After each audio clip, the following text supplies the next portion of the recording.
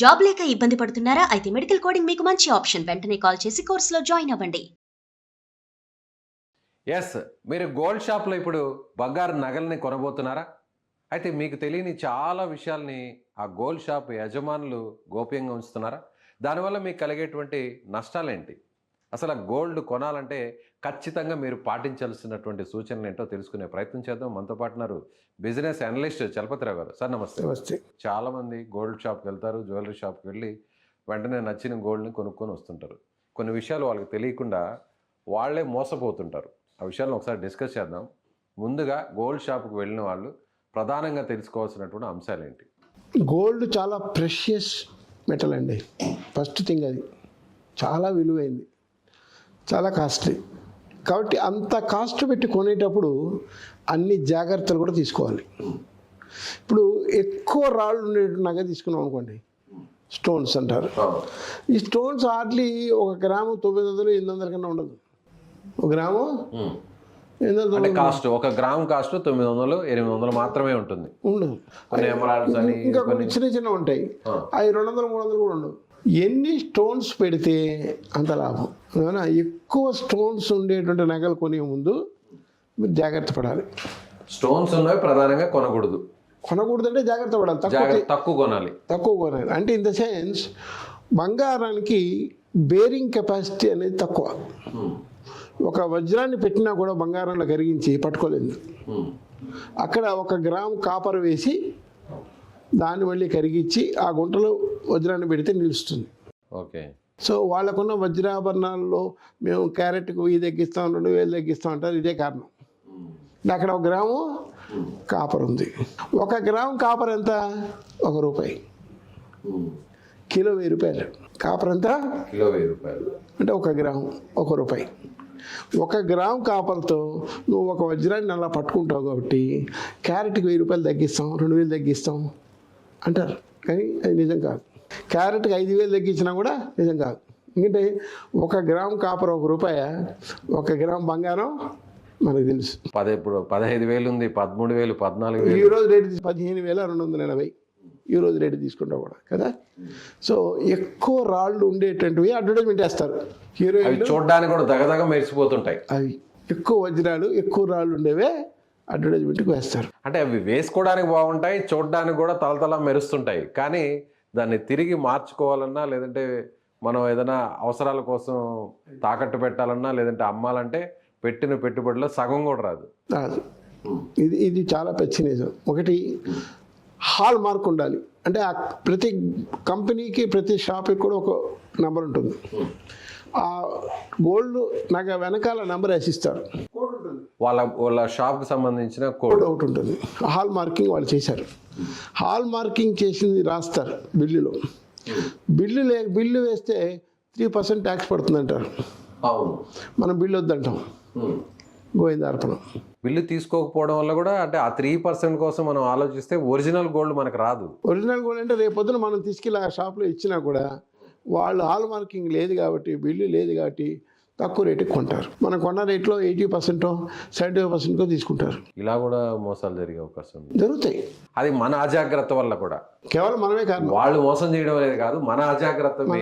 అదే ప్రాబ్లం. అంటే ఈ ఎక్కువ రాళ్ళు ఉండే దాంట్లో మెయిన్ ప్రాబ్లం ఆ కాపర్ ఎక్కువ ఉంటుంది కాబట్టి అక్కడ బ్యాలెన్స్ చేయాలి. సార్, రీసెంట్గా మనం కొన్ని గోల్డ్ షాపులకు కూడా ఇప్పుడు కొన్ని ఎక్విప్మెంట్స్ వచ్చాయి. అంటే ఈ గోల్డ్లో ఎంత కాపర్ మిక్స్ అయింది, ఎంత వేరే మెటల్ మిక్స్ అయింది, అలాంటి ఎక్విప్మెంట్ అనేది కంపల్సరీ అవసరం అంటారా?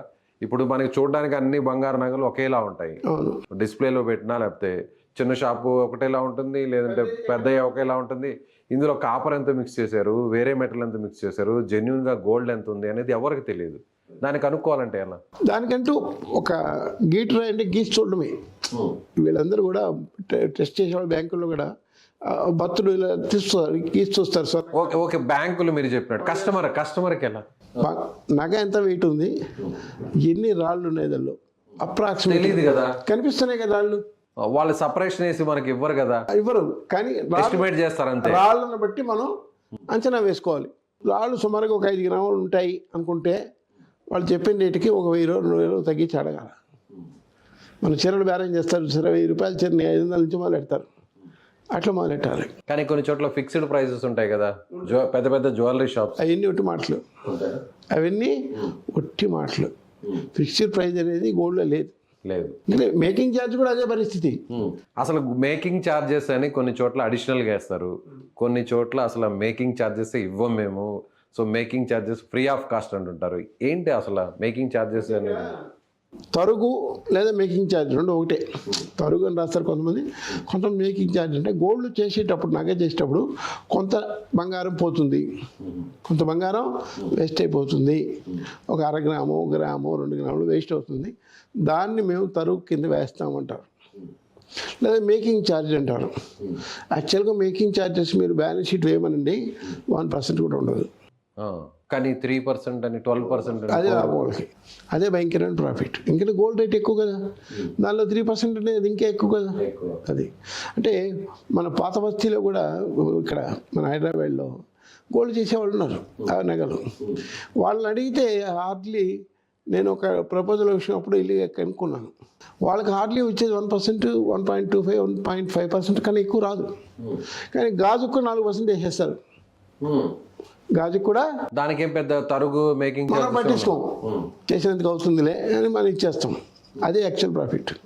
అలాగే హ్యాండ్ మేడ్ ఛార్జెస్ అని, మిషన్ మేడ్ ఛార్జెస్ అని వేస్తుంటారు. అన్ని పై మాటలే, ఇవన్నీ ఉండవు. యాక్చువల్ దేనికి ఎక్కువ ఛార్జెస్ పడతాయి? మిషన్ మేడ్ మిషన్లో కొన్ని పార్ట్స్ తయారవుతాయండి, అంటే ప్యూర్ గోల్డ్తో చేసి మిషన్లో చేస్తారు.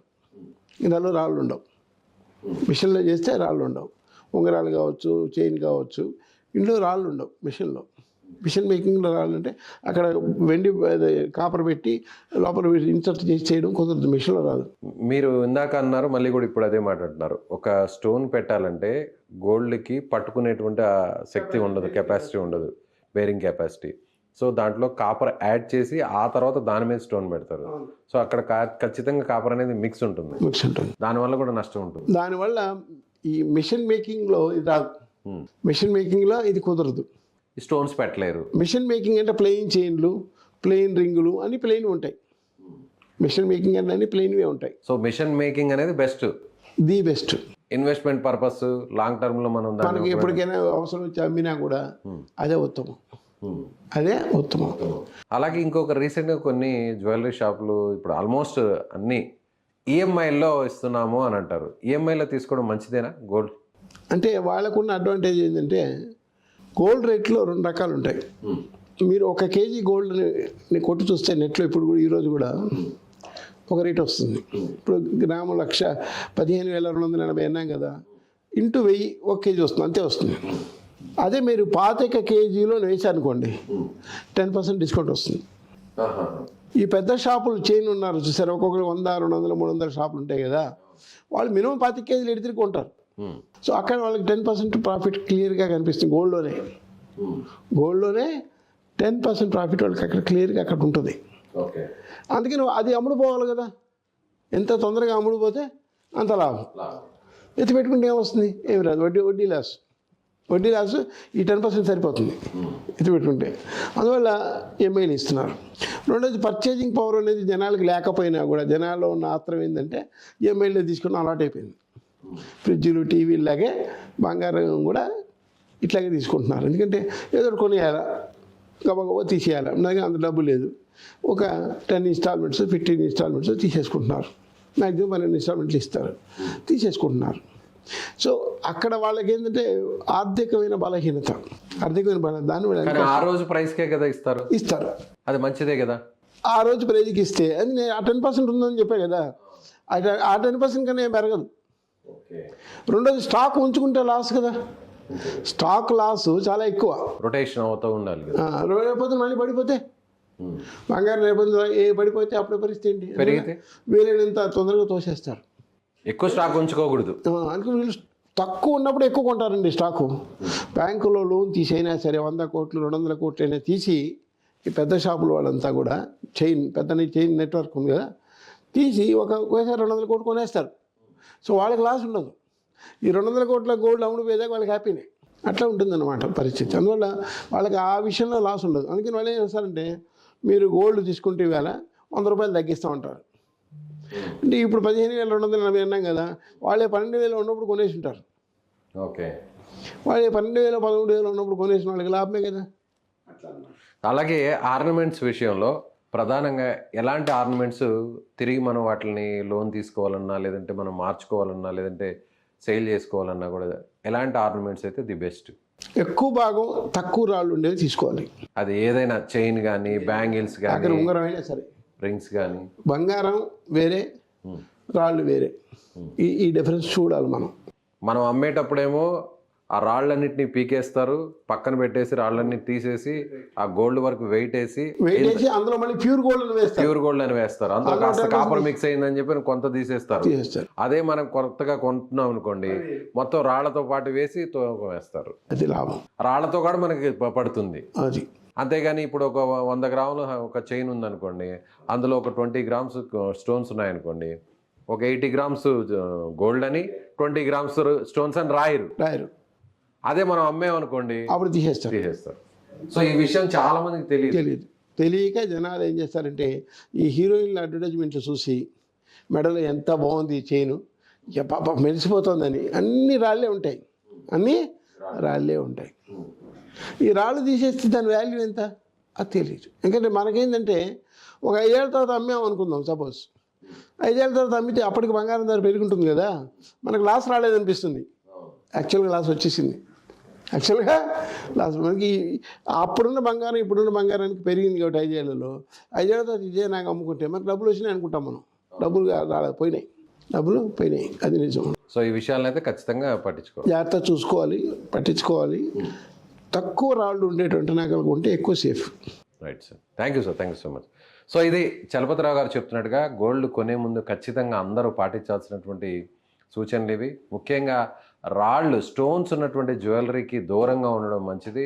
తిరిగి కొనేటప్పుడు ఒక రేటు చెప్తారు, అమ్మేటప్పుడు ఇంకో రేటు చెప్తారు. అలాగే హాల్ మార్క్ అనేది కూడా కంపల్సరీ. మేకింగ్ ఛార్జెస్ని కూడా ఒకసారి చెక్ చేసుకొని, 1కి 2 సార్లు చెక్ చేసుకొని గోల్డ్ను కొనాల్సినటువంటి అవసరం ఉంది. అలాగే ఈఎంఐలో వస్తే ఖచ్చితంగా ఇంట్రెస్ట్ లేని 0% ఈఎంఐలు అయితే తీసుకోవడంలో ఎలాంటి ఇబ్బంది లేదు.